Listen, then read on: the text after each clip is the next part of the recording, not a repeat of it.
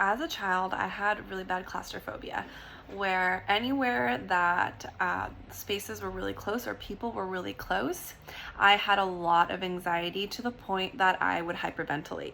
So when I was 13, I went on a tour of like the Pasadena jail cells, and I was inside the jail cell with like 25 other kids. And I just kept thinking in my mind, I kept repeating the thought that if the jail cells close, how I would escape. As I repeated this the whole time we were in that jail cell, I started having a visceral reaction. I started hyperventilating where I couldn't control my breathing. I started crying and I was so lightheaded, I almost fainted. Once we got out of there, I felt safe.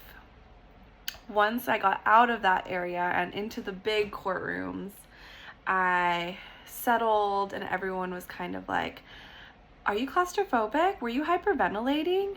And I didn't know I was, but I was. Claustrophobia has been a thing that I have had to deal with my whole life.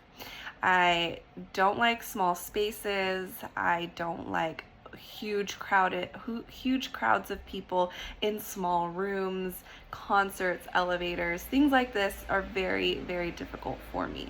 Over time, I have been able to create my own coping mechanisms that may or may not have worked until, the age that I am now.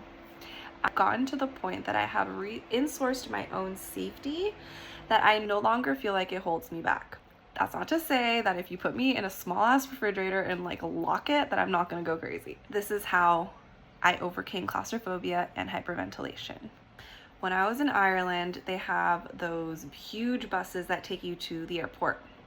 From the airport to like the car shuttle rental place. And I'm sure they have those in America too. They're just like the big white vans, and there's like maybe 4 rows, and they like kind of stuff you in the back, and there's 2 on one side and 1 on the other, but it was very, very tight. I was sitting in almost the back, like the 3rd row back out of 5 rows, all the way in the corner. There was a lot of luggage, people with backpacks, big men, all surrounding me.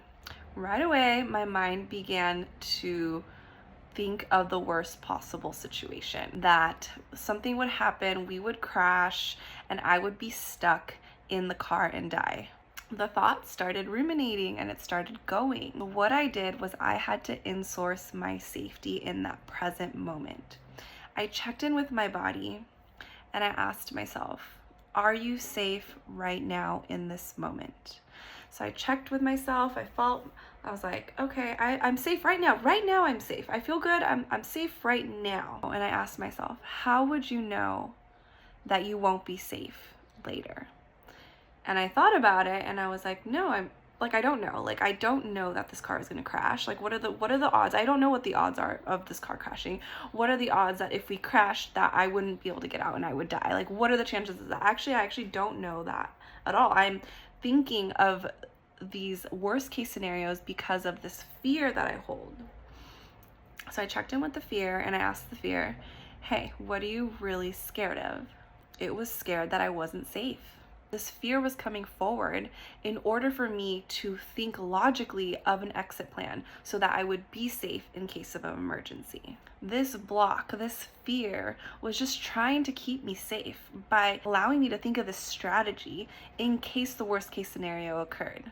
Even if this block, this fear, was coming up to try to keep me safe and try to give me that safety that I actually desired and wanted, all I had to do was tune into the present moment, not think about the future or the future worst case scenarios, but presencing within my body in that moment allowed me to insource that safety that I needed.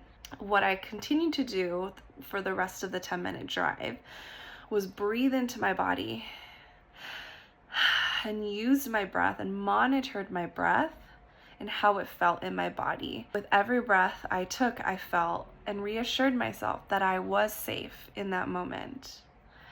With this technique that I also teach in my coaching programs, over time, you will reprogram your subconscious thoughts from having these worst case scenario ideas, because you will truly know on an unconscious level that you are safe. And these blocks that are trying to give you this deeper desire will no longer arise over time with consistent practice.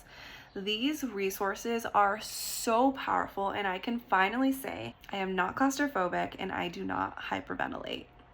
I am safe within my body in whatever situation I am because I am here and now in the present moment.